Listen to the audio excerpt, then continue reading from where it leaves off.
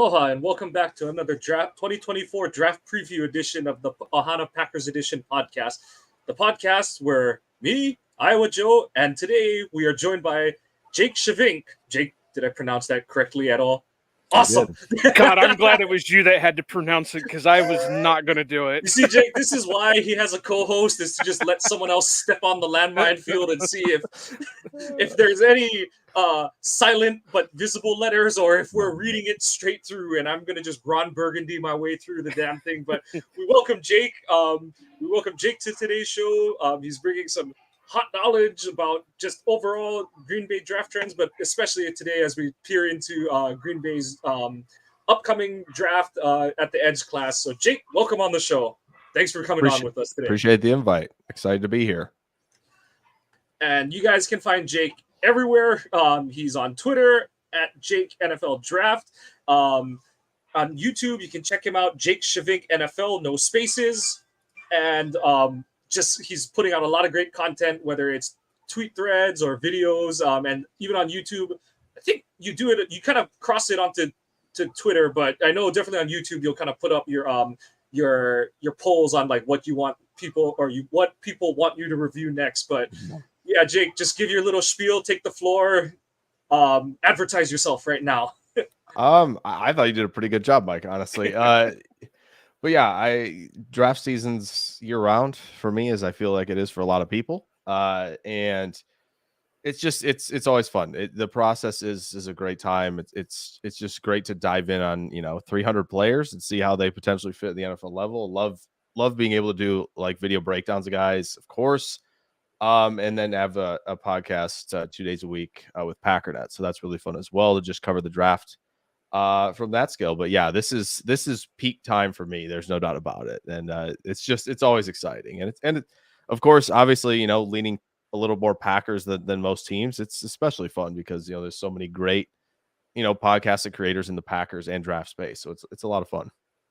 I've always said doing draft stuff for the Packers was more fun than anything, because trying to get in the mind of like Ted Thompson and Brian Gutekunst on, hey, what are they going to do this time? Especially when it was Ted Thompson, because it's like, okay. And the joke was always, okay, what D3, running back are they going to pick this time? Or Cal Poly School of Mining or whatever some of these guys were coming from. So it was always fun to do draft stuff for the Packers, just because a lot of times they did do a lot of off the wall things, and that's why it was fun for me to dig into a lot of the no-name guys compared to the name guys, because it's like, okay, these guys have more of a chance to make it on the Packers than let's say like a Georgia player or Clemson or whatever. Now the trend has kind of changed with Gutekunst, but there's still some there that it kind of gives you some shock value when he takes his picks. Yeah, definitely. Yep. So we're gonna dive head on first in. So first off, we'll just recap where Green Bay. Do we want to talk about the elephant in the room with the Packers at the moment, or do we just want to let other pods deal with it? We'll let everyone else deal with that. Okay, we're on the Edge class. But so resetting as of what is today, we're recording March 17th, 2024. This is the Green Bay Edge Room as it stands. So St. Patty's Day, and I don't think any of us are drunk right now. So, we're living life perfectly. So Rashawn had a strong comeback from his ACL tear he suffered in 2022. He and Preston are your likely week one starters, with Lucas Van Ness being your edge 3, especially with Inagbare probably going to miss most, if not all, of 2024. Did we ever get confirmation that he tore his ACL, or are we kind of just riding on the like it was not good? I thought LaFleur pretty much confirmed it towards the end of the season. Yeah, I could be wrong, but I thought he finally did come out and say that it was an ACL tear, or somebody came out and said it was finally an ACL tear. Got it. Yeah. I don't remember. It's been so long ago. I know, right? Yeah, I feel like it was never like a confirmed. It was always, you always hear feared in like all the big outlets, right? When it happened. Yeah. So, yeah. Okay. Yeah. Kingsley himself told the media that, yeah, he tore it. So, okay. Okay. So that's Yeah. about as confirmed as it gets. So, yeah. More than likely, he's starting the season on PUP. I'll be very shocked if he doesn't, but I just don't see a way that when you tear it in January that you're not starting the season on PUP.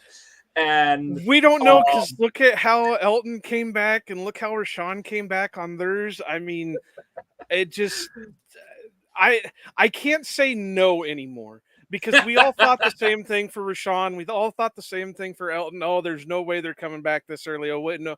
And here they're practicing in training camps and, playing week 1. So I'm not going to say never. I mean, it is more likely than not that he's not going to be fully ready, but who knows what, maybe it's the cheese and the beer and whatever that they soak it in, and it just, I don't know.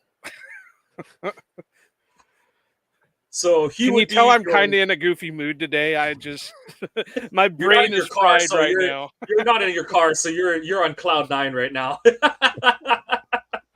More like my brain is fried from cramming all these prospects. So That's fair. That's fair. And then after that, it's kind of Brenton Cox Jr. and then Keyshawn Banks got the I think he was the one, he got the spot activation for the 49ers game Yeah. in the divisional round. So that rounds out the roster as is. So when people question why is Edge why would they possibly take an Edge in round 1 if the right one fell?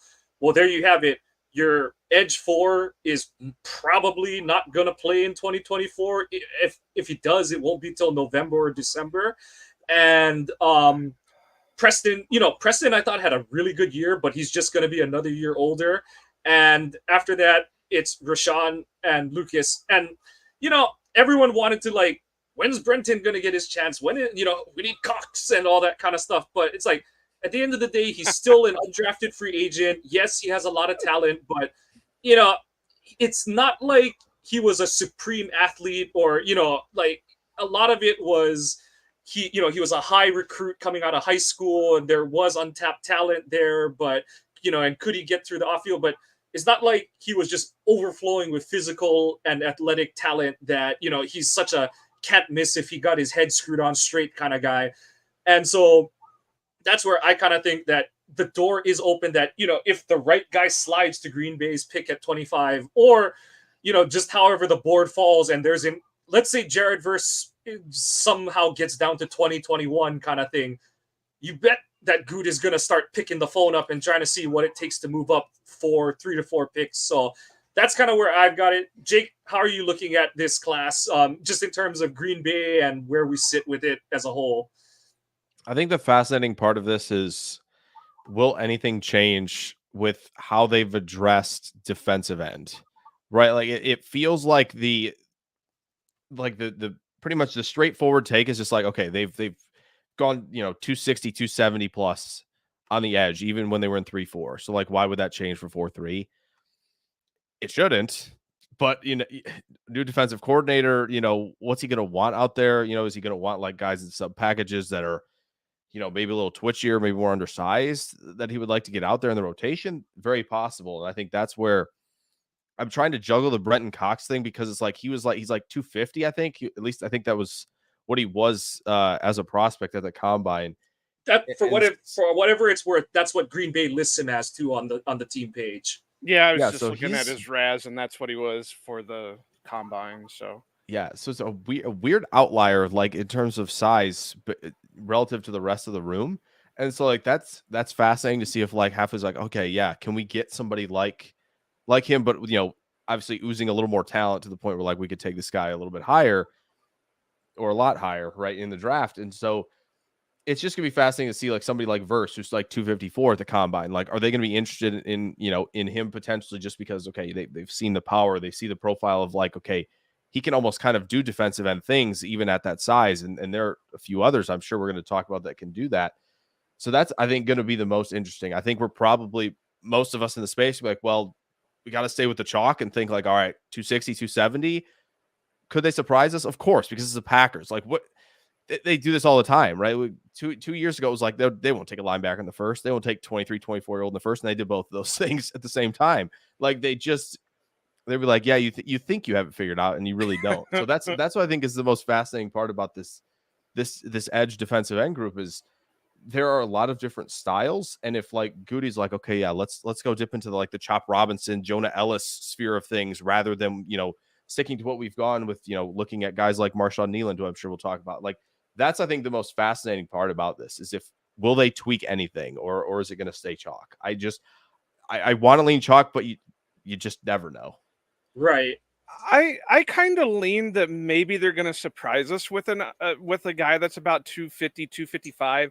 And the reason I say that, because even though we're thinking the edges are Lucas and Rashawn and those guys, you also got to remember we got guys like Kobe Wooden, and who's about the same size as Lucas. So is he going to play interior? Is he going to play edge?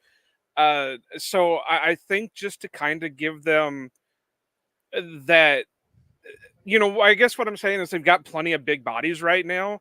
Do they want to bring in somebody who's a little bit smaller that has the speed element to his game to really come off the edge, or do they just want to stick with the big bodies? And I just was thinking about this just now as that thought was coming into my head. Do you think LaFleur was planning on transitioning to a 4-3 the whole time he's been there with the draft picks that him and Goody have been coming up with? Because if you think about it, a lot of them are, where did they come from? A lot of them came straight from a 4-3 defense that they were converting to a 3-4 defense. And so now that they're converting back to a 4-3, they're not as hurting as one would think with the conversion. So, yeah, I mean, I could see them going with a smaller guy just to kind of give that extra space in that extra weapon for him. And I think what builds off of that, Jake, is like, okay, so weight is just one thing that, it's only one factor in, play style and weight they kind of go hand in hand because, you're not necessarily going to have a 280-pound speed rusher or anything like that. Right. But the edge group, it's the one position that Gutekunst has pretty much flipped the script on how he drafts them versus how Thompson drafted them. Because if you compare their trends, Thompson was drafting a lot of guys who were lighter with shorter arms. Thompson didn't draft the guy with 34-inch arms. Everyone was 33 and under. And whereas Goot, he's taken one guy with anything under a 34-inch arm, and that was Donnerson, which was still when Capers was technically the DC. So you kind of weigh those options, and then on top of it, you're like, okay, maybe to go lighter, but do they still stick with a longer arm prospect? Because, having length on the edge, that does impact your ability to, disrupt the tackles, hand punch, and things like that. So, yeah, Jake, you're right. It's one of the most fascinating things that I'm looking at coming into this draft, because I was talking to Mafia about this a little while ago, and we were kind of laughing because he's like, if you, like you're saying, Jake, this is not, we're not here to say never or anything like that, but it's like, if you just base it off of how Gutekunst has drafted edges since 2019 with the Rashawn pick, Mafi has like 6 guys that he's like, okay, they fit the measurement, build trends, athleticism trends that Gutekunst has taken, and that was with him dropping it to 254 pounds or something like that. And so even that, I kind of had to. He's like, yeah, if you raise it to 260, there's only 4, so it'll be really interesting because I do think they should add an edge somewhere, because Kingsley is going to be basically, I'm just counting him out for this season.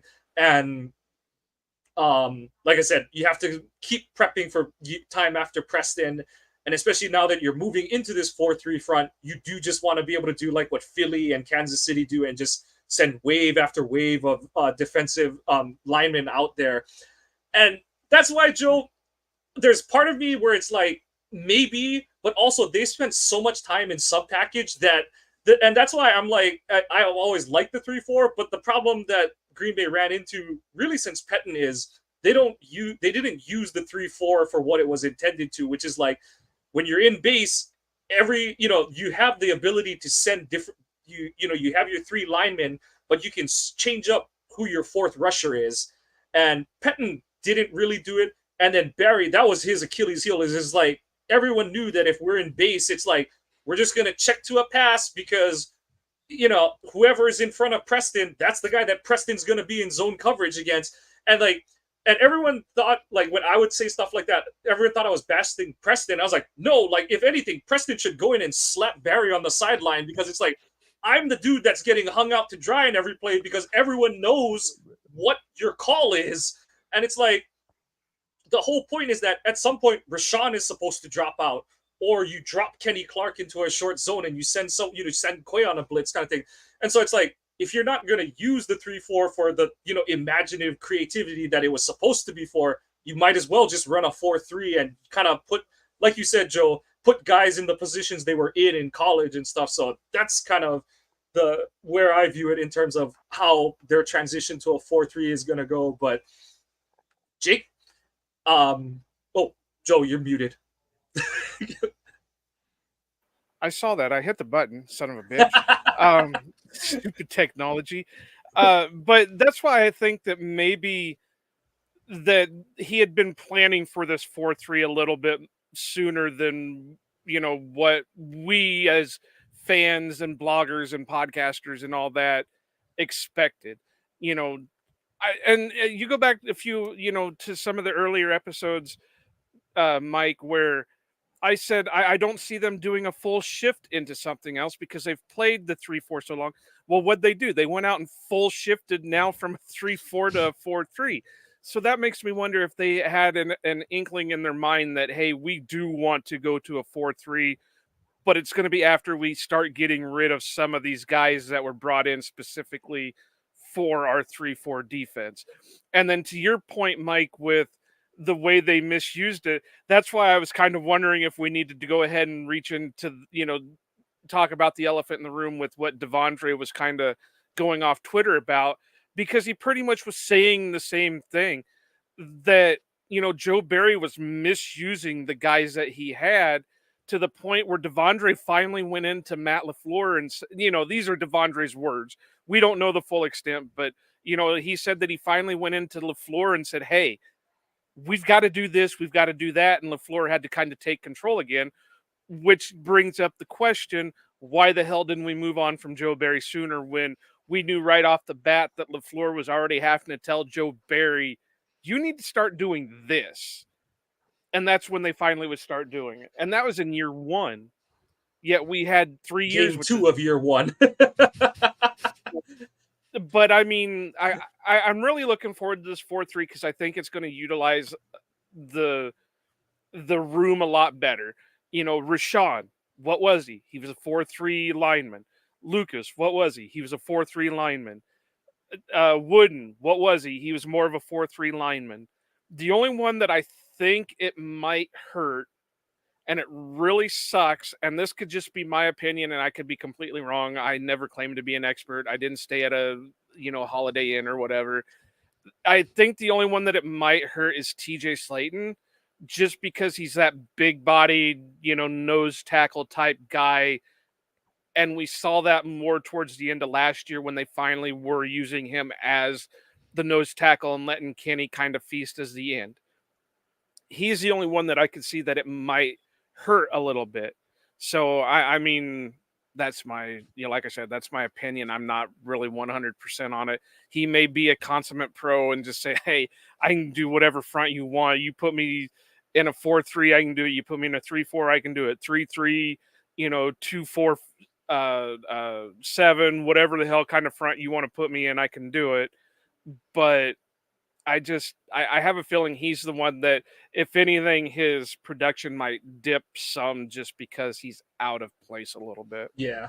You just, and they didn't run a lot of base anymore, but you just, by a function of it, you're going to have fewer defensive tackles on the field now. And so it is like, is your base going to be, is your base defensive tackles going to be Slayton and Kenny, which I think it probably will, especially against some of the heavier run teams.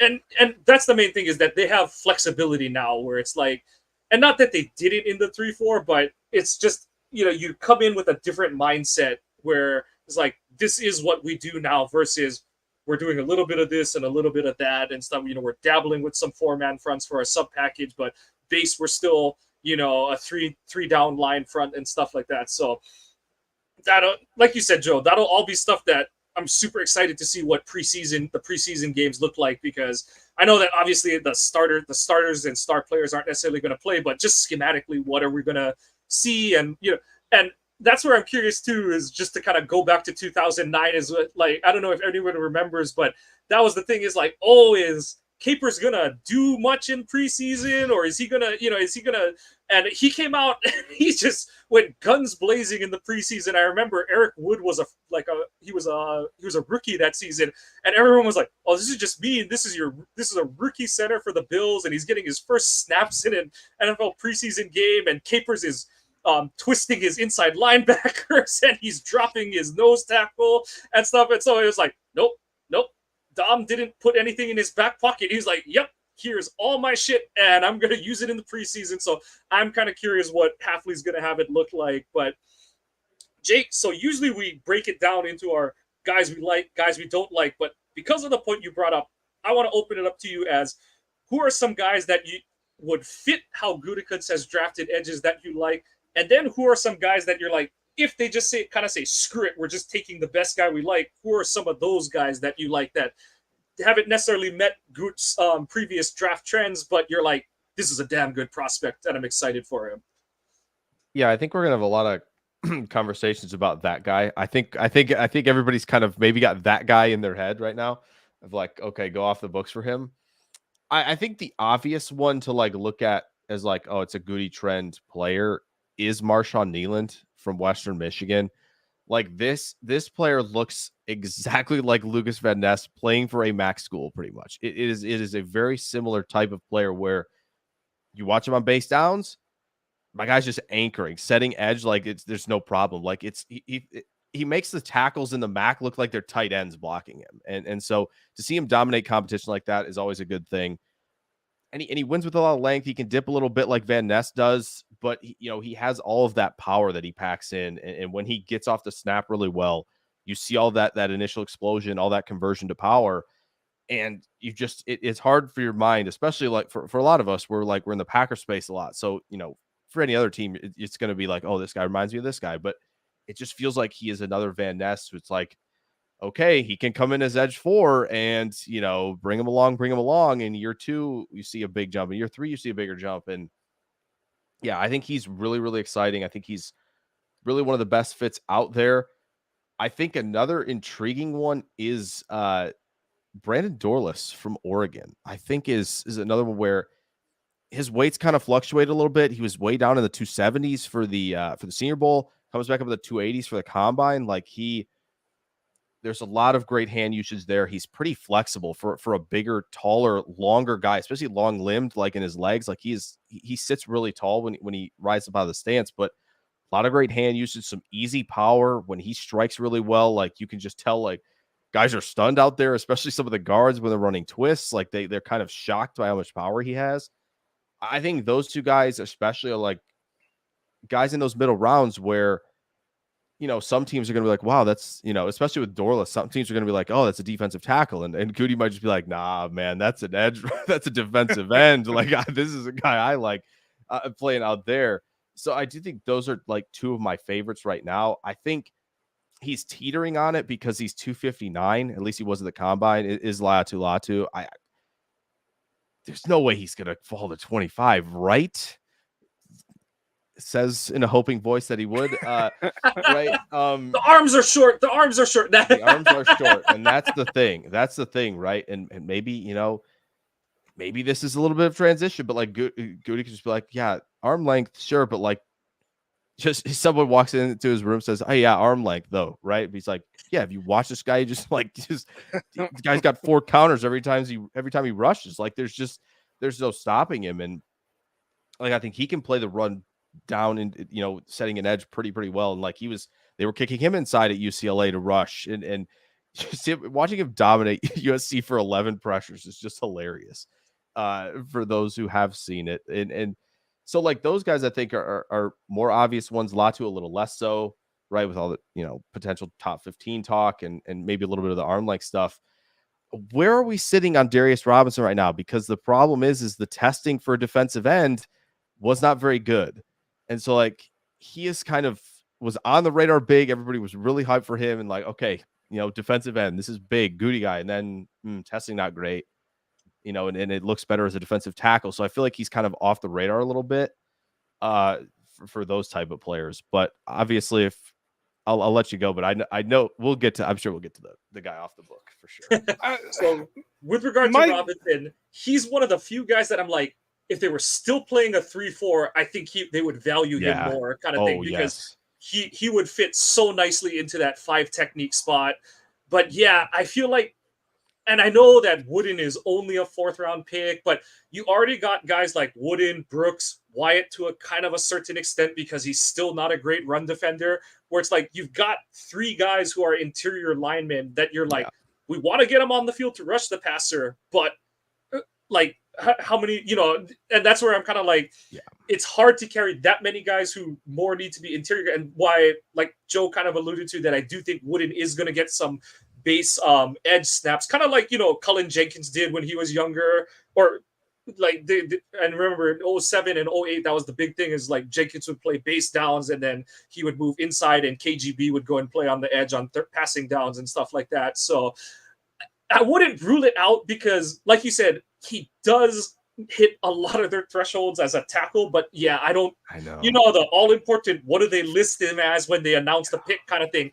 I don't know if they would list him as a D end. I think at most you would get the defensive lineman out of Missouri kind of thing and stuff. So it's really semantics. But what I do like about Robinson is he's not the greatest athlete on the edge, but he does when he uses his hands well, he is strong. His punch is jarring for offensive linemen, and he has the ability to, it's not as good as Kenny's obviously, but when he gets an offensive lineman off kilter, he can do a push-pull move that, it's not, like I said, it's not Kenny's, but he can chuck some guys. So there's, like you said, we don't know exactly what Hafley's looking for, but we kind of know what Rebrovich likes his edges to do. And so that's sort of the give and take of like, okay, like who's going to have more weight on that front. So that, I'm not taking him off the board, but more than anything, it's more of like I doubt he'd be the pick at 25, but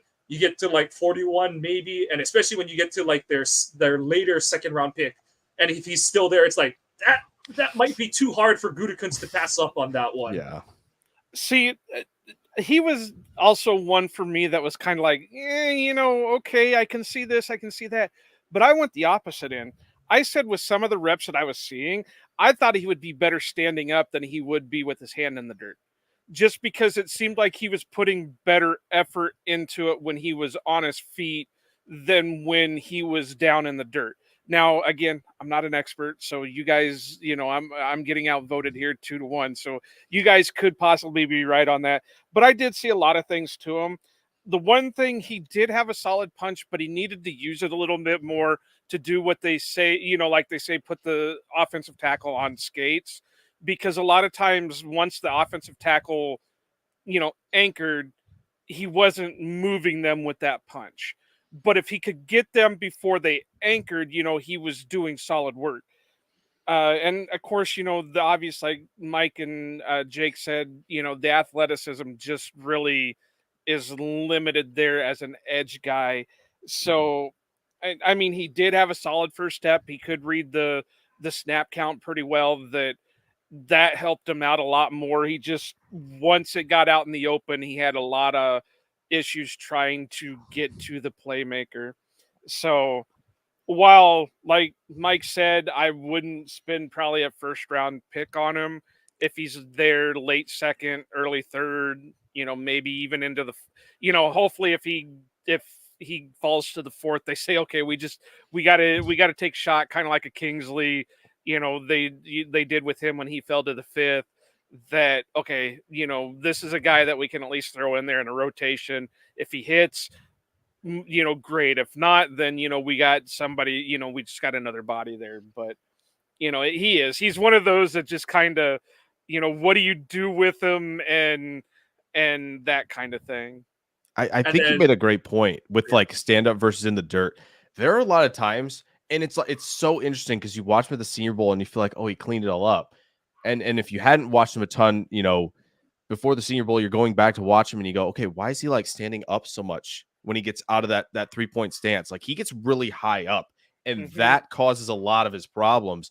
And so like when got to see him, kind of front row in Mobile, it was kind of like, oh wow, the pad level looks so much more consistent. Like what's flipping here? Is like just more cameras on? Like what's the deal? And so I think my favorite play of his, not to hang on him for too long, but like watching him do surf technique on LSU when Daniels is running the RPO and there's nowhere to go for Daniels, genuinely sick. And it's just like, oh, just thinking about him playing on the end there is so fun when you see plays and like Jake, that. Just for the listeners, if you could give a quick explanation on what surf technique is.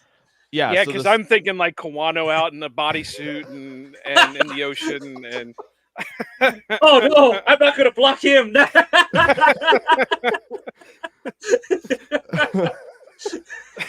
Yeah. My God, what is that? Don't touch it! Don't touch it! Oh man.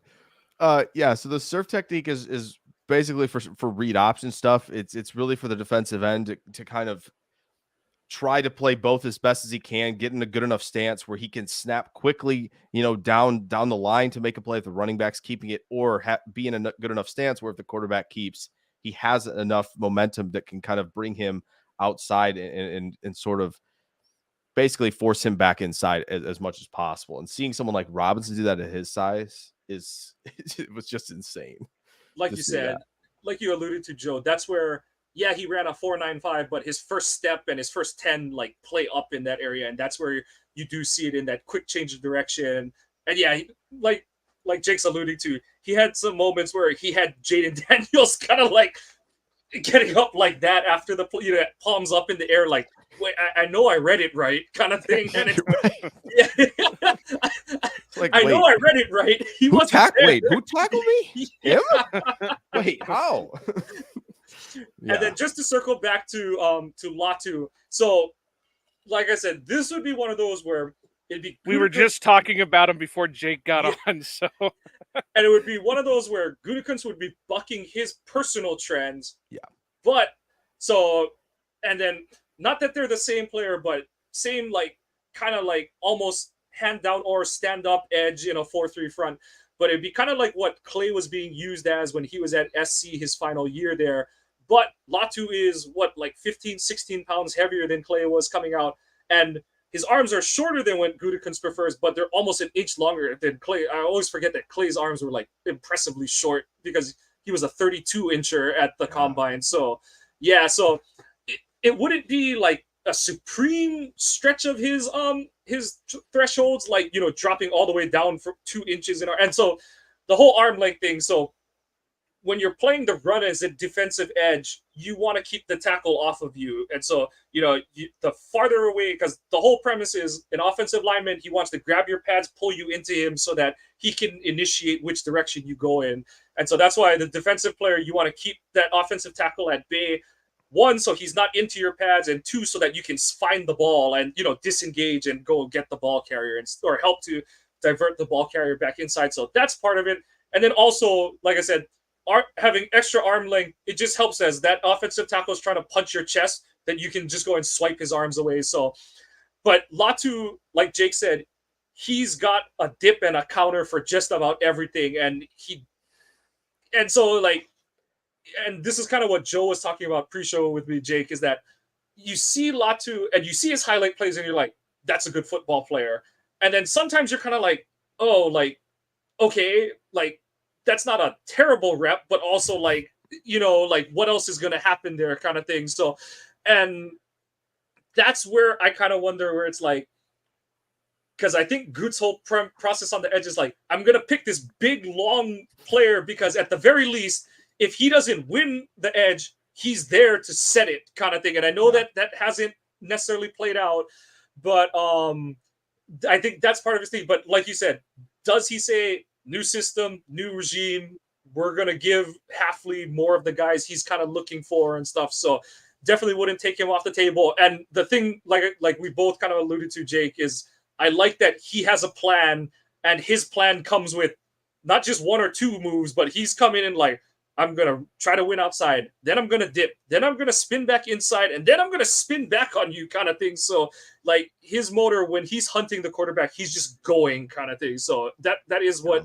makes him that's what excites you when you watch a lot of his film, is like the dude just has a nose for the football and a motor that doesn't quit. So that's where the high end for me, Joe, is on Latu, is like, yeah, like that's the guy you're hoping to get out of it. And it's about what traits of those will transfer over to the pros from the college. Yeah, see, the conversation Mike and I were having pre-show was, and like I'll preference this like I did with Mike. I didn't watch a lot of like the high name guys because I don't like to, because when we come onto the podcast, by the time we get to the episode with those guys in it, they've been talked to death. Everybody's looking at them, everything like that. So I got to say that I didn't watch a lot of the top name guys out there. But the one thing that bugged me about watching this edge class, the guys that I did, was there wasn't anybody that like really jumped off the screen and said, okay, that guy's it. There were a lot of good reps, there were a lot of good techniques, there were a lot of good this, but it wasn't like a constant, that's it. That's my guy. We've got to take him at all costs. So it was really hard to do. Latte or Latu or whatever. Again, I'm not a names person. It is a really solid guy, and you guys said it great. He's got the move set, and all that. There were up and downs with him too, where, okay, he's doing this, he's doing that, his motor's running great, but he's not getting anywhere. And so it just little bits, and I only got to watch a couple things out of him because, like I told Mike, I really tried to cram the last couple of days, so a lot of these guys are really running through my, kind of running all together. But and there's 3 guys from UCLA that are coming out this year that just in that edge class that it's so hard to keep them, and they were all within similar numbers of each other. So it's like, okay, so this guy was this one, and this one's this one, and wait, no, that one, and no. So it was really hard to keep a lot of them straight. But UCLA has always been good to have defensive guys come out of. I mean, think of all the ones that seem to pop out of there. Miles Jack, we picked up Daytone that, back few years. Still haven't given up on him. And, just there's been a lot of defensive guys that have come out of that system that it's hard not to look at them. And, if I had to, yeah, I would be all right with him if Goody said, all right, well, forget this trend that we have. This is the guy we want. Because obviously they do more work on these players than we do, but, they're going to know a little bit more. So, again, with... sorry. Go ahead. I was going to say, I think you brought up a great point about like the edge class, the defensive end class, whatever you want to call it as a whole. It's like there's so much to like about a lot of the top guys, but you're like, there's something missing. This guy's missing X. Like Latu, I think you could say the arm length, or you could say like he's just not like super explosive. Like he has to do a lot of work to win. He's found a way to do that, which is really good. Jared Verse has like one really insanely good move that he's got in the toolbox. Want more out of the toolbox, want more of him as a tackler. I think Dallas Turner is kind of like maybe not the flavor of a lot of Packer fans that have watched, Goody draft edge play and like, see what does edge play, encompass. And they're like, oh, Turner, that's, is he big enough? Is he, strong enough to play? And that's like kind of his big thing. And I'll leave the fourth guy off because I know we might want to touch on him for a second, but like, it does seem like you're wanting a little more with a lot of the guys. And it's funny because, you're trying to group the UCLA guys. I feel like they all play kind of similar as well. Like they're all like, all right, I'm a technician. This is how I'm going to win. Like I know Gabriel Murphy tested really well. I don't feel like he is like that good of an athlete on the field personally relative to what the testing was. So it's like, okay, all the UCLA guys, they kind of run together like they're all technicians. And so it's hard to find like oh man, player X, like this is edge won by a country mile. Like, there's just nothing missing. So it does feel like that is the case with a lot of these guys. But I think that's a great reason to kind of almost bring them up at 25 for potential option, because maybe the league also sees that the same way. And a couple of these guys could be tumbling into the 20s. Right. And you said it perfectly that, you can see that they have the skill sets in that, but they rely. And I said the exact same thing to Mike before we started recording, that it's like they know they have that one special tool and then they just want to rely on that the whole time, when it's like, okay, but maybe in this situation you need to throw in a spin move, or you need to throw in a swim move or a dip, or whatever, instead of just constantly bull rushing, bull rushing, bull rushing. We know you're strong, we know you have the capability to do it, but look at what the OT's doing to you.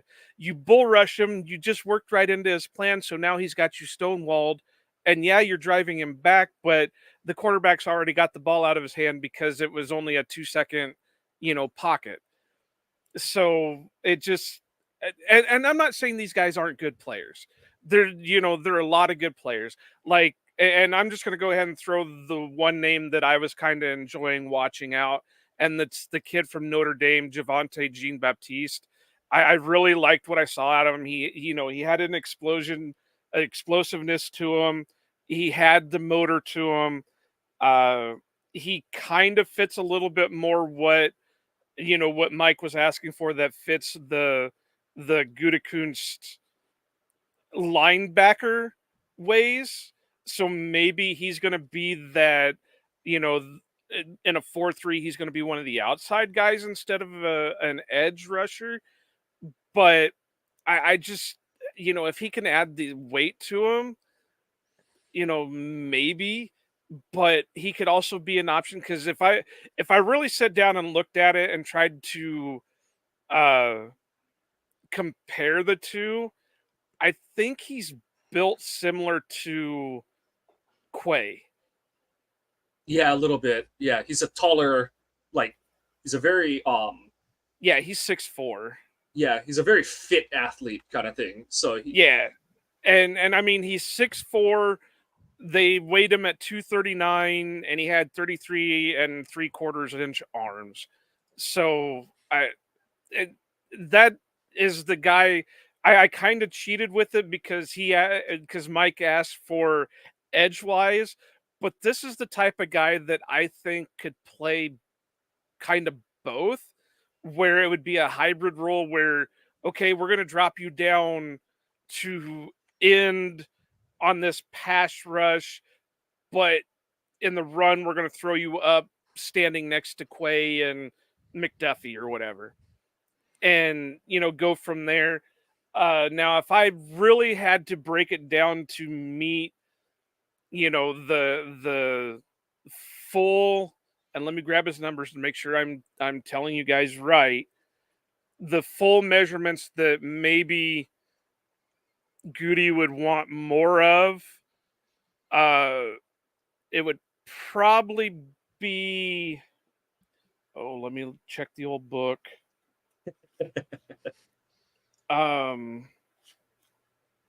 Maybe an Austin Booker. Maybe. Because Mike asked a weird question and I wasn't prepared for it. of course. Thanks a lot, Mike. I don't think he's. I think his Raz kind of took a hit. And like a little bit, and that kind of dives back into what Mafia and I were talking about, where it's like you see some guys and you're like, okay, checks this box, but like Booker even, he's like 240 kind of thing and stuff like that. So yeah, it's a, like I said, there's good players in this draft, in this edge class, but this gets into the whole, like, are you saying that he should abandon? No, but if he wants if there's an edge that falls, it's like he's technically going to be breaking his trends from the last 5 years. Or I think he's going to have to. Yeah. So, and because like I said, I do think they need to come out of this draft with some addition to the edge room. It doesn't necessarily have to be a day 1 or a day 2 add, but especially with this move, and I don't think you can just sit on your hands and say like we're set at edge kind of thing. Because as much as we're talking about like maybe Brooks, maybe wouldn't get edge, edge snaps, whatever. Those are guys who are going to be out there to play the run. They're not there to rush the passer from outside. Kind of, we don't have like a Chris Jones who's going to line up at edge, but he's really a tackle kind of thing. So, because see, my favorite so far, and we'll just go ahead and jump into another. Yeah, my favorite one that I watched so far was Braylon Trice out of Washington. I really liked what I saw out of him, but he's 245, he's 6'3", and arm length is 32.5. So does he fit the Packer mold? But I thought he had a first quick step. He had a good motor. He could be a little tad jumpy just by guessing at the snap count, but for the most part, it really looked like he had a good feel for the snap. He had good hand usage. He can pack a punch with the bull rush. The only thing that I really thought that could be a knock is maybe his edge setting wasn't the best. But overall, I think he was probably, out of the guys that I watched, he was probably my favorite guy to watch.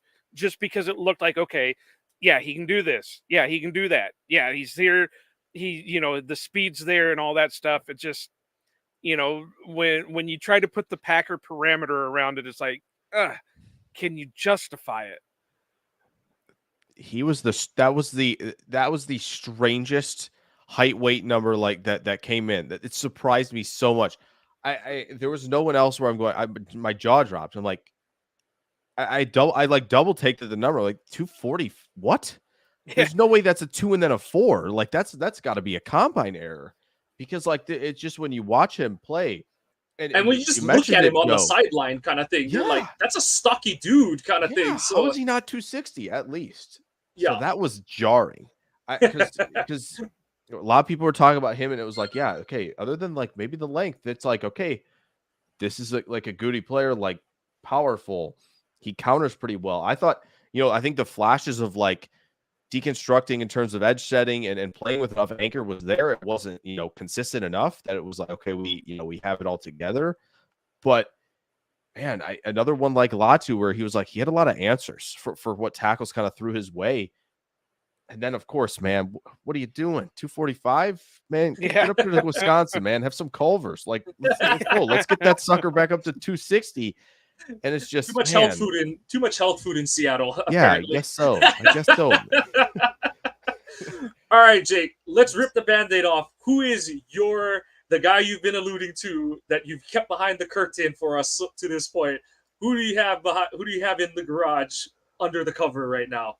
Well, there's a couple, I think. I think the obvious one that I think everybody wants to talk about is Chop Robinson, right? Like everybody wants to talk about him at pick 25, at pick 2, at 41, right? Like with all of that explosiveness, and then you watch him like drop into coverage, play with some range, and you go, wait a minute, does he have to play defensive end? Can we just stick him at Sam linebacker and like just let him cook down there? Like, is that possible? Can we do it? I think the other one that's really interesting, he didn't test, but around that I think 248 is what he came in at, was Jonah Ellis from Utah. Like a lot to like. Yeah. It just like, again, he goes to that inside spin a lot, but he sets it up really well. He sets up really, really well. He attacks so much outside into where like tackles are like, oh, he's working into half man. He's going to try and flatten the corner a little bit by swiping with the hands. It's like, no, he's got a good inside spin move too. Yeah, that's the first thing I got wrote down on my notes here for him as a good spin move. And I hate doing comps, but it's almost Dwight Freeney like in terms of his pass rush arsenal, where it's like, this. It's like Barkley used to say about like people who would piss him off in games. It's like, this guy's got one move and it's on the whiteboard every game, and you still lose to it, kind of thing. But it's like, like you said, Jake, it's kind of like he does all the other things where he puts enough doubt in the tackle's mind that it's like, no, like he's gonna dip under me this one time, and I'm gonna get the quarterback kill, and it's like, oh, there he goes.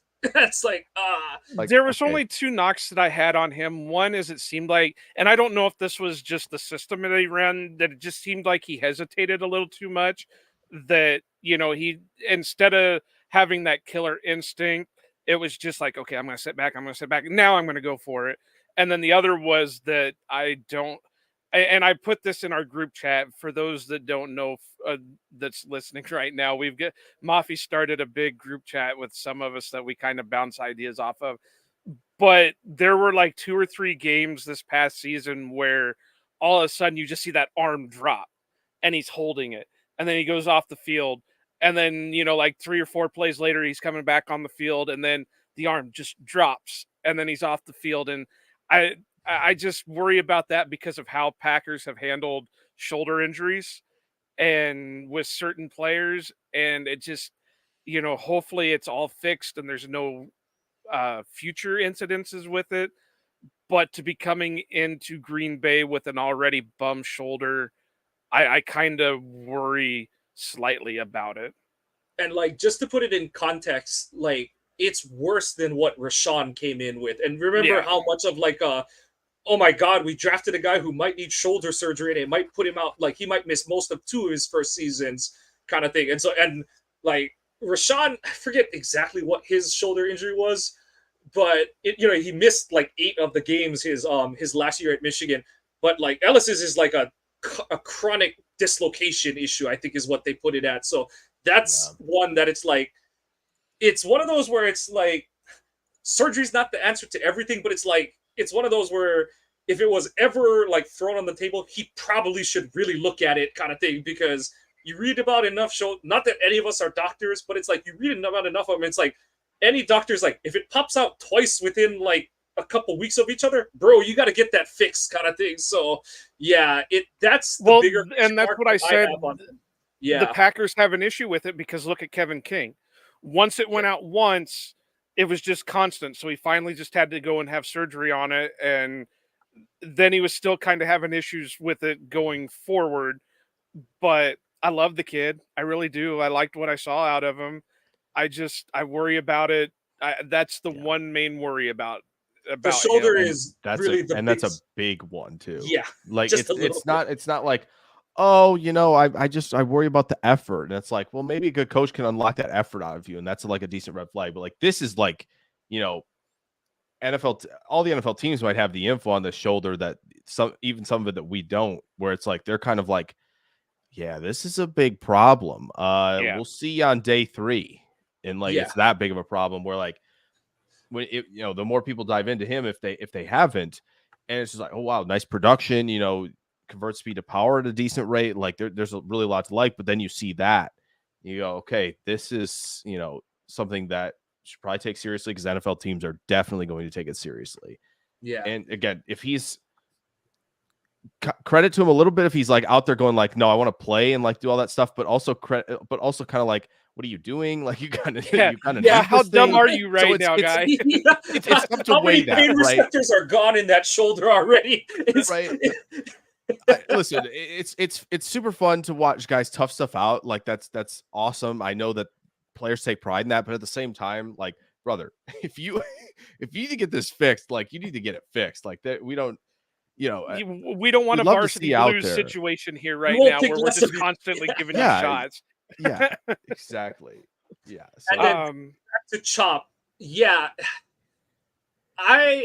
he's another one that I'm like, I don't think you can take him only as an edge, because I just don't think he's ever going to be able to set the edge.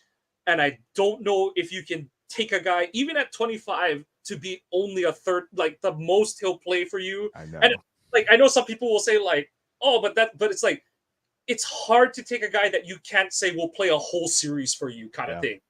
100%. And you don't want him with his hand in the dirt on any rundown, because like, Michigan game, the Michigan game from 2022 and 2023 is the entire Chop Robinson experience, especially this year's game, because his ability to basically disappear and reappear right next to JJ McCarthy after the snap is why Michigan was like, fuck it, we're not throwing the ball anymore today, because like everyone was like, oh, like they don't trust JJ. I'm like, JJ's gonna die if they throw the ball a dozen times today. And because it was literally like, and Barnhart, he's not a tackle in the NFL, but he was a solid college tackle. But like, dude wasn't even rocking into his drop, and Chop was his hip was past his hip already. So like that's the excitement. That's like, oh my god, like, and like you said, Jake, like he can play in reverse a little bit. I think he's got pretty good ability to find the ball. His instincts, like when he plays in space some, and like just that sideline, like to say an edge has sideline to sideline speed is special.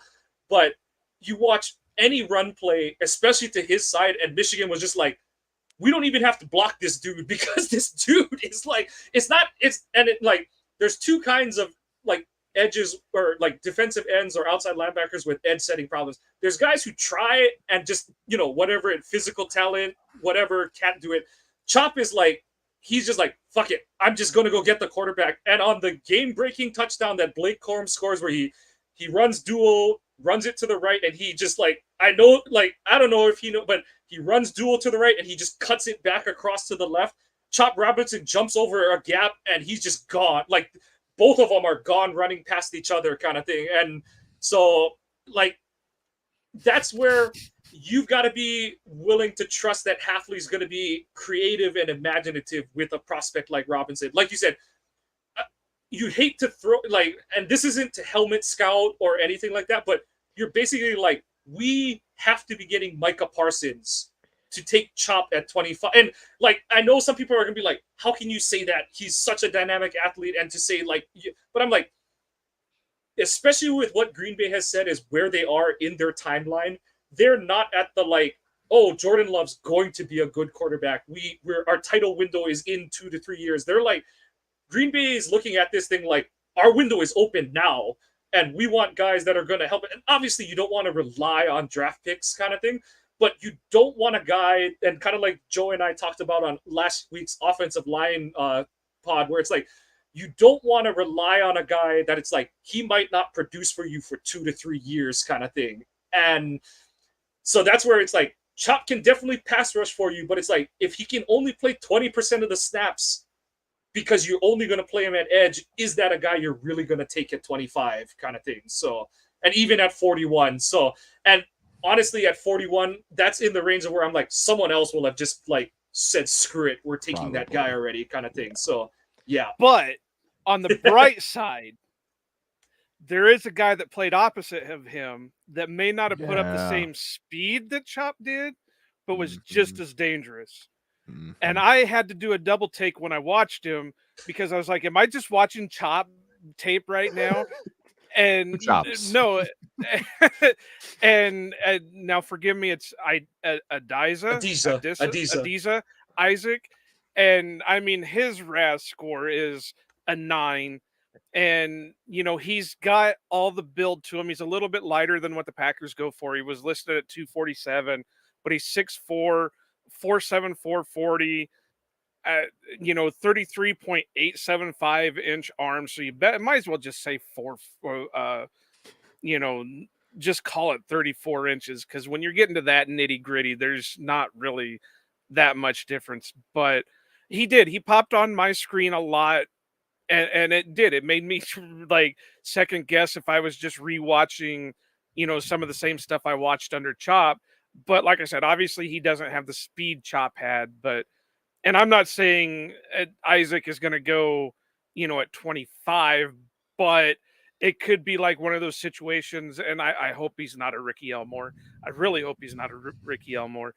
But when Arizona was popping out both Brooks Reed and Ricky Elmore, where Brooks went a bit higher and then Ricky fell a little bit more because of, I think he had some injury concerns and whatever, but maybe third, fourth round for Isaac, and you're looking at a productive possible star player out of him.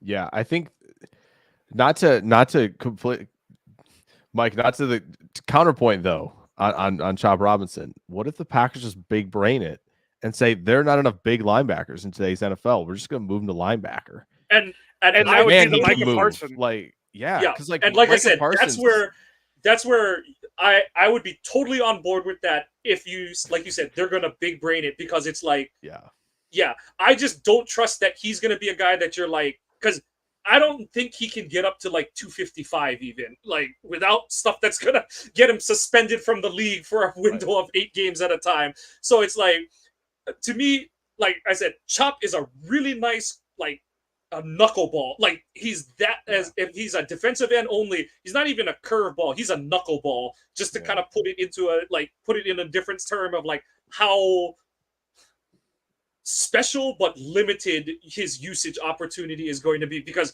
you just can't trust that guy on rundowns at all. But as a Sam, I would trust him a lot more, because that's a guy that you want shooting gaps to screw things up in blocking schemes or in the backfield. You want that guy running sideline to sideline. You want that guy blitzing from, it doesn't really matter. Like I said, you don't want to throw out the Parsons comp just willy-nilly, but it's that usage that you're like, if we're going to get that, hell yeah, I'll sign up for that at 25. Like, I'd even, if that's the plan, I'd be okay with moving up for him, because that's, like you said, Jake, that's the kind of big brain stuff you've got to bring to the table to take Chop in the first round. Because I think he's more of like a day 2, like mid to late day 2, because like I said, there's a big portion of the game that I just can't trust him to ever be, forget good at playing, just even passable at playing. So that's where my limitation on Chop is. But if he's going to stand up and be a Sam, which he obviously has the athleticism, and we've seen him do some of the stuff on tape, I'm game for that, because that would be bang on your buck, return on investment kind of thing. So I'm game there, Jake. Yeah, and I think it was brought up and mentioned well. Like you have to get Parsons. You have to get Parsons out of that deal, because Parsons is the same thing, right? The Cowboys are sticky about there because he's phenomenal pass rusher. He has 31.5-inch arms. So like he has to win with all that speed, all that explosiveness, and have shooting the A gap and stuff like that. Yeah, and it was very clear that like in the matchup, Christian Watson's breakout party, like they could just run at him. And they will, and they continue to run at him when they weren't, throwing bombs up to Christian Watson, right, for touchdowns. But that's the trade-off that you're having to play. And Dallas is kind of, that's caught up to them with how they've built their unit, is like, we're going to rush the passer. Well, okay. Enjoy giving up 7 yards of carry against better teams. So it's, the Chop Robinson debate is going to be one that's, I'm sure Packers, fans and analysts and bloggers and all that are going to be probably clashing over a little bit more as we get closer to the draft. But Joe, Isaac, like he was like the only one who gave Fuaga trouble the Senior Bowl, other than Latu, who was they first couple days Latu was trying stuff. Like Latu was working spin moves into like chop rips and like just absolute nonsense that he was doing. But like Isaac gave Fuaga trouble at the point where I heard a couple people going, so Fuaga might need to move inside. Like I heard a couple people just kind of murmur that after one of the reps where Isaac just went right around him. And like, he's what, combine was 247. Yeah. If they pivot to that and like they're like, we need more undersized rusher, I'm so in. Especially like you mentioned, if it's at like 88 or 91. It's just I have no idea where this could be one of those strange years where like certain teams are going to value certain edge rushers way higher than others. Where our team's going to be with the Ellis injury, Isaac versus Chop, our team's going to see Darius Robinson there, Brandon Dorless, like all these guys. It could be wide ranging. Like there could be a team that's way out on Turner, way in on Latu, and vice versa. And obviously scheme comes into it. But even with like the similar types of players, it just could be all over the place. So could Isaac have to be a pick at 58? Potentially. It's how well does Goody know everybody drafting around him? And obviously that's a big part of it as well. And then for my guy, like if we just buck everything, Dallas Turner is my guy. And it's a little weird because he's more of a 3-4, because he measures out a little better than Chop does. And I do think this last year did a lot for Turner's stock being an all-around edge player, because he came into this 2023 college season with a lot of the questions, not to the extreme that Chop was, but a lot of the same questions. Is this guy only going to be a sub-package rusher? There was a reason that Braswell and Anderson were the starters and Turner was the rotational guy kind of, and it wasn't because of a upperclassman, underclassman kind of thing. It was because Saban's like, I need my edge to set the run kind of thing and stuff like that. And so But I thought that Turner did a lot to just answer a lot of, he covered, either closed or covered up a lot of the holes in his game this past season. He's never going to be a really big guy, but he got up, I think he measured also at 247 at the combine. I think Turner and Isaac actually ended up measuring, like just physical measurements, they measured out kind of similarly at the combine. And then kind of like, he's not the explosive guy that Isaac is, but I think that he's a little bit more of a technician as a rusher. You saw Turner able to string a couple of different moves together in his pass rush, and then they did use him in reverse a little bit as well. So kind of in my, and like I said, we've got ideas of what Hafley is and isn't as a defensive coordinator. And the question I have more than anything else is, I am curious what he's going to carry back over into the NFL, from the time that he was with the 49ers, the time, and, obviously he was with Ohio State, with Boston College, but, he's had some interviews where he said, like, he's kind of almost flat out said, like, we did single high in college because I had to deal with quarterback run. And so it's like, okay, does that mean he's going to go back to too high when he gets back to the NFL? Or is he saying, like, no, like, I just really preferred single high, I'm still going to do it in the NFL. So there is an element of, like, he did this a lot with his Boston College defense, but how much of that is, it's Boston College. He wasn't coaching at, like, Clemson or Bama or anything. He's getting Boston College level athletes kind of thing. And, some will say, like, but it's like, it's true. It's like, okay, like, he's getting the second and third, maybe even fourth tier guys to commit to him. So how much of his scheme is like, if I had a Rashawn Gary, if I had Jair Alexander, Quay Walker, I can do different shit because I've got playmakers that I couldn't, I only wished upon a star every night that I would have in my defense. You watch, like, his middle linebackers, and it's like, dude, it looks like me running sideline to, forget sideline, like, just from college hash to college hash. I was like, oh, that dude's not getting he's not getting outside the tackle box. And so that's the part where I kind of think that his defense is going to look like his Boston College defense early in the season, but I'm curious if by the time you get to, like, whenever the bye is, so let's just say the end of the season, how much of his coverage percentages have shifted from weeks 1 through 4 to the end of the season. And then in there, that kind of is what will bring in what Jake brought up, is it's like Gutekunst has drafted edges a certain way through, from, like I said, the Rashawn pick on, he's drafted a certain type of player. But when you combine what this class is made up of, like we said, Mafi's, is like, there's 6 guys that fit the mold of what they've done. Like we said, it's not set in stone, but, like, just based on what Gutekunst has done, that's what he's got in this class. So between that, new defensive coordinator, and just maybe there's just a, like you said, Jake, maybe there's just a shift within the organization. It potentially opens up a lot of doors, but especially if you're going to add an edge in this class, like we said, do you just bend a couple thresholds a little bit, or are they going to go full galaxy brain and say, like, yeah, we believe enough in Chop or whoever to be our Sam linebacker, and, it's edge from a certain point of view kind of thing. So yeah, that's the part of it that's really intriguing going into this draft class, and makes, like I said, I'm always okay with taking an edge in round 1, but I just really don't know which one they would pick. Even if, like it won't happen, but if, like, Verse, Turner, Chop are all available at 25, I have no clue which one Goot would take this year, just because they're all so different, and I have no idea what the direction is going to be, and that's what makes it fascinating. I know some people are like, that makes them pessimistic about it, or, like, scared or whatever. That to me is what makes it fascinating, because I do think they need another edge, but I just have no clue what route they're going to take to get there on this one.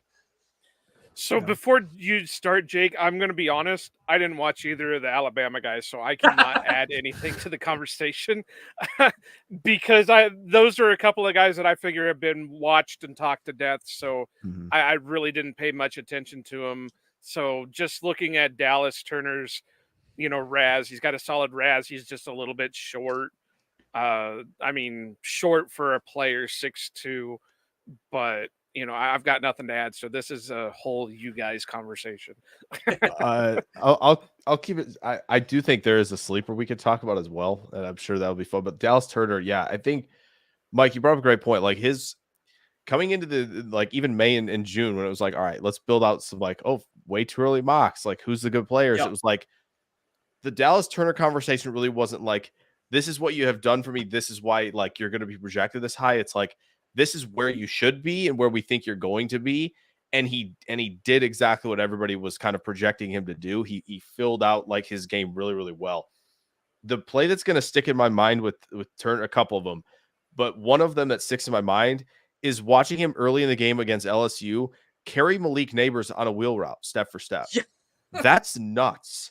You don't see even guys of his size, like 247 is not that big, but even guys of that size carrying a wide receiver is probably going top 10, no problem, making me like double take and think it's a running back that he's covering. People just don't do that. And I think you kind of mentioned it, like him versus Isaac. Isaac's definitely got more like that straight line explosive, turn the corner. Turner is flexible and like he is really good at changing that inside move.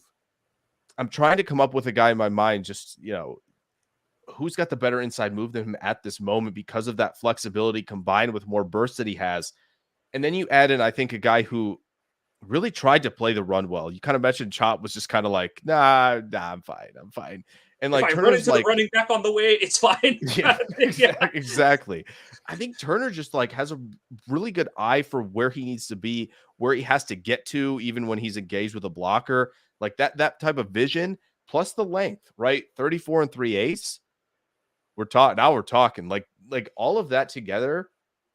To me, I think pushes him like near that edge one conversation because he has a lot of those tools in the toolbox. But obviously, it's going to get tougher even from SEC to NFL playing against NFL level tackles who are going to have a little bit more strength, going to have more push out of their stance against you. Like, can you be able to handle that? But man, to move that guy all around and let him just kind of tee off and drop into coverage. I don't know if I'd like him as much as a Sam as Chop, just because Chop is like really built well, low to the ground, can move insane laterally. But like Turner as like this pass rusher to come in and like, oh yeah, you can play a little bit of the run. Like he has really built himself into, I don't want to say as complete a player as he could be, but almost to that point where it's like he has really filled out like his profile that well. There's obviously certainly athletic ceiling that could make him, more effective, but he has really built himself into almost completely as he could. And it's impressive with him. Yeah. I know why you hesitate to put it in that term, Jake, because it almost is a negative to say like he's like filled out his game, because it's like, oh, so this guy's not getting any better. It's like, no, it's like, it's not that side of it. It's he doesn't have the like holes in his game that he did. Like you said, he answered a lot of questions coming back this season. So yeah. And I think where I differentiate the two is it's like, you'd still prefer between him and Chop is like, Chop, we want him standing up. We want him 3 to 5 yards off the ball where he can see everything and just run to the football. Whereas with Turner, it's like, no, I want him in the trenches. I want him mixing it up. But if Hafley wants to throw in some zone blitz schemes, some just spot drops and things like that, Turner's a guy that you're like, yeah, he can do. Like, and like I said, it goes back to the like, Preston can do it. It's just that every time you're in a 3-4, you can't make it so damn obvious that it's like, that's the guy. Like, and that's why and so people are like, so you're blaming Preston? I'm like, no, I wish for Preston's sake that Barry would be like, screw it, we're going to blitz both the linebackers because that's a better use than everyone knowing where it's going to be kind of thing and stuff. So, but yeah, that's where I have Turner a little bit different too, is I'm like, he can do extra things, but also he's more on the line of scrimmage, whereas Chop, like, I want him to be off the line of scrimmage. So yeah, I think Turner's like that more flexible burst, like well put together player, just like a step up from where Will McDonald was last year, where a lot of people are viewing him. Like Turner feels more complete in a lot of areas, but it's the same thing. It's right. It's like, okay, McDonald's not super big, but he's got the length. He can, kind of leverage well against the run and does all that. But like Turner's kind of a step up, I think, from him. But that's kind of the profile I think you're kind of looking closely if you want to go to like the most recent player you could basically to compare Turner. But yeah, he is fascinating that it's funny that we feel like, if it was last year's draft and Turner was in it, we wouldn't even be talking about it because we just know like it's just not the way that Green Bay operates. And now it's just like, well, maybe the doors just or creak the door open just a little bit for guys like Turner. Yep, exactly. Well, I'm with you fellers. Jake, thank you so much for joining us. It's been a fun hour. Well, now hang on just a minute. Oh. Jake said he had a sleeper. I got to hear the sleeper. Yeah. Okay, so this is like measurables, everything across the board. RAS.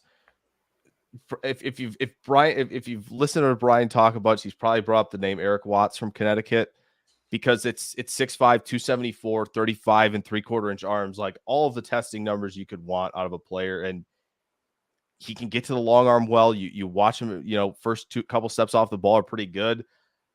He's still got he's got a long way to go. Right. But this is the type of like athletic day 3 swing that if they're sticking to like, all right, Goody's like, this is what we're doing. We're not deviating from the plan at all at this position. That's the day 3 swing that I think makes the most sense for them right now. He, to put it in relative terms, he would be like the Vikings taking chances on Everson Griffin and Daniil Hunter in that like route, that early day 3 range where it's like, you know what, just go get the super athlete and teach him to football kind of thing. So yeah. I agree. That's one of those where it's like, like first guy off the bus kind of player and all that kind of stuff. So yeah. When I was trying to look for things to watch for him, a lot of the one-on-ones from the combine kept popping up, and he kept flashing on the screen with those. So yeah, I mean, he'd be something else. So definitely. I got you on that. Mike, you got any sleepers or anybody else you really want to talk about? Just to keep it with the theme of it, I'll go quickly over the 2 Michigan guys for the hell of it. Both, so McGregor and Harrell, of either, the problem for them and why I can't see them going to Green Bay unless they're like undrafted free agent is I think they would fit more if we were still in more of a 3-4 look, because they're kind of that like that open edge where it's like he's half there to play coverage, half there to play, to play it. He's there to play it in forward and reverse half the time kind of thing. I think Harrell has the more likely chance of making it because I do think he has a little more upside to his game. Whereas I think McGregor, he's kind of more of a you see is what you get. And I think that's a function of he had a horrible knee injury his senior year of high school. The kind of joke on him was like he has the upper body of a redshirt senior, but the lower body of a redshirt freshman, because like he just never really filled out his lower body. But they're both two, like the pluses for them is they're both really cerebral players.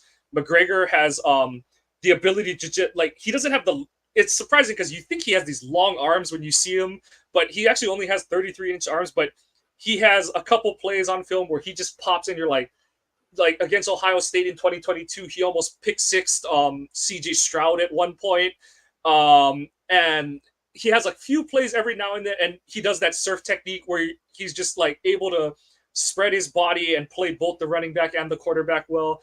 And Michigan had some like, there is Isaiah Stewart and Derek Moore, who you're more prototypical edge rushers that you're like, why aren't these guys going to just bend the edge and get to the quarterback? But it's like, Michigan never wanted to take both of Harrell and McGregor off the field because they're like, if there's any kind of option, any kind of thinking man's play, these two guys, you just can't run it at them and stuff. And Harrell, you saw him do some stuff where he's like, I jokingly say he's like a poor man's Turner because I think he had a play, I think it was a 4th down where he took Stover up the seam against Ohio State on like 4th and 2. And he didn't break up the pass, but like the fact that he was in phase with Stover, like 30 yards downfield was enough for an edge kind of thing. And then he just makes some plays where you're like, the thing for both of them is like, whenever they get a sack, you're like, oh, he has that in his back pocket, like kind of thing and stuff. So like I said, more guys that if you see them drafted, they're going like 5th, 6th round or later kind of thing. But I wouldn't be shocked if they got signed as a street free agent because there's like I said, they're like a high floor, smart edge, like run setting, not going to get beat on a zone read kind of edge, but might not have the pass rush upside. So just keeping with the trend of all the previews I've been on, there's your Michigan recap for what's in the draft. Well, I want to touch on one Jake did earlier, and I'm not going to add any more to it, but I did like Marshawn Nealon. I got to see a little bit more of him than a lot of other people did because he was a terror against Iowa this year. So, I mean, he had Cade McNamara running for his life out there. But there's one that I really like that just going off his statistics or his build and all that, Green Bay is probably not going to touch with a 10-foot pole. But I really liked what I saw out of him is Mohamed Kamara out of Colorado State.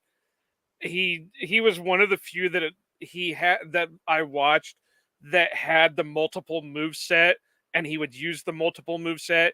He had a spin, he had, the bull rush, he had all that. But poor guy is only 6'1", 248. So I don't yeah. So I don't see them taking him unless it's like a mid to late round and they're hoping to put him at the Sam linebacker spot like we were just talking about with Chop and that. So that would probably Brady be Papinga him. yeah. That would probably That's be perfect. my sleeper guy, but it's got to be a late, if not, UDFA or something. Yeah, I think it's a good one. He's one of the few guys where I forget if this was on film or at the Shrine Bowl now because everybody shares so many clips online. But it was like he works an inside move and he kind of gets stopped initially, and then he just kind of unlocks a little bit of element of power and just goes, "Yeah, I'm going to push you over instead." And it's kind of like, oh wow, that's just not something you see every day. And when you have plays that jump out like that, obviously you want to see everything and as you see that consistency. But Joe, as you kind of pointed out, he's got moves, and so like. Yeah, he is a player that but you never know. Come back in the conversation because where are we, right? Like where, right? Yeah, this defense. What are we thinking? Like there's just so many options that it's like for some of these guys, you can't quite eliminate them because it's kind of a new data set that we're starting with here, and so that's what's really exciting. So and that's the perfect thing to say is we have no clue at this moment. Which leads me back to what I said at the beginning of the show. It's just that's what makes it fun watching stuff for the Packers is because you never know what they'll do with it. And I know you guys probably aren't like wrestling guys, but my favorite wrestler in the whole world just retired a couple weeks ago, Sting. And one of the things that he always said was the thing you what is it? It's the thing you know about Sting is that you never know what Sting will do, and that's shitty paraphrasing, but the only things that's for sure about Sting is nothing is for sure. Yeah, nothing is for sure. Okay, that's it. Kawano knows it a little bit better than I do. But I have to look it up because I was like, I do love that quote kind of thing. So yeah, I was like, I have to look that up for Joe. Yeah, and it fits perfect with what the Packers do for their draft. Is you never know what they're gonna do, but they're gonna do something. Yeah, no doubt. Yep. So we're gonna put a bow on today's episode. Want to thank Jake so much. Jake, please once again promote everything that you do, everything that you're on. Get it out. Tell us your life story, your social. For the dozen people that are listening to this podcast, you have to know what Jake Schyvinck is all about.